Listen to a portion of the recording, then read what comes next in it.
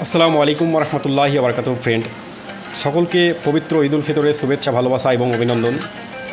তাকাব্বাল আল্লাহু মিন্না ওয়া মিনকুম, সকলের ইবাদত আমল কবুল করুন আল্লাহ।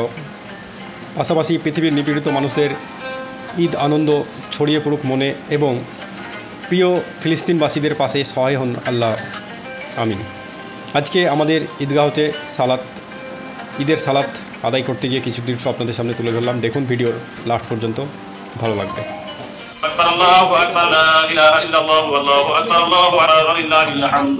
الصديق الصديق الشفيق رضي الله تعالى عنه وعلى الإمام قاضي الكفرة وأهل الطغيان أمير المؤمنين عمر الفاروق المؤيد بالإحسان رضي الله تعالى عنه। আল্লাহ রাব্বুল আলামিন সূরা আদমের মধ্যে কি বলেন?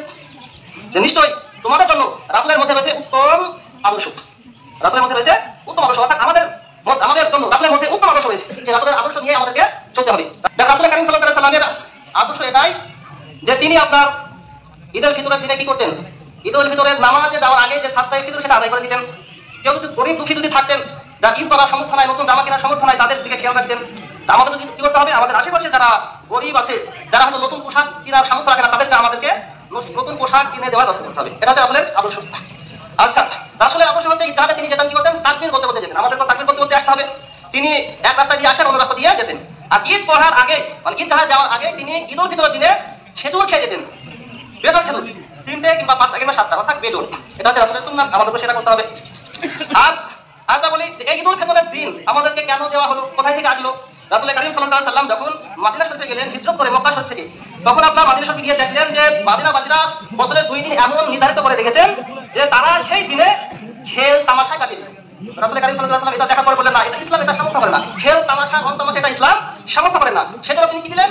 ঈদুল ফিতর আর ঈদুল আযহা, এই দুটো আপনার সেই 2 দিনের বদলে গিয়েছে। তো দেখো, আমাদেরকে সেই রাসূল কারীম সাল্লাল্লাহু আলাইহি ওয়াসাল্লামের আদর্শ মতে নামাজ পড়া ভালো লাগে না। মোটরসাইকেল নিয়ে একদম 80-100 থেকে আমরা ছোটাতে শুরু করছি, আর এর কারণে অনেক আপনার নিজের তেল বেশি যায় না, 40-এ রাখার চেষ্টা করুন।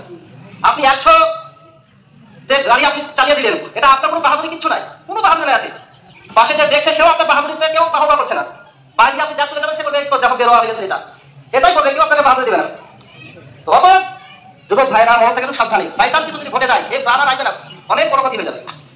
এটা প্রশাসন তরফ থেকে আপনার রিকোয়েস্ট করেছে, এবং আমি ইমাম হয়ে ঈদগাহে যাচ্ছি, নামাজ পড়ালাম, সে অনুযায়ী আপনাদের কাছে রিকোয়েস্ট করবো, আপনাদের যাদের ছেলে তাদেরকে বারণ করে দিবেন, আর যারা যুবক ভাই আছেন তারা সাবধানের সাথে রাস্তাঘাটে গাড়ি চালাবেন। যারা রাসূল কারীম সাল্লাল্লাহু আলাইহি ওয়াসাল্লাম বললেন, আল্লাহ রাব্বুল আলামিন সাল্লাল্লাহু আলাইহি ওয়াসাল্লাম রাসূলের ব্যাপারে বললেন, কি বললেন? লাকাদ কানা লাকুম ফি রাসূলিল্লাহি উসওয়াতুন হাসানাহ। ঈদ মানে কি আমরা কি আজাদ না, ঈদ মানে আমরা আজাদ না। ঈদ আমাদের করতে হবে ইসলামের দায়রা থেকে।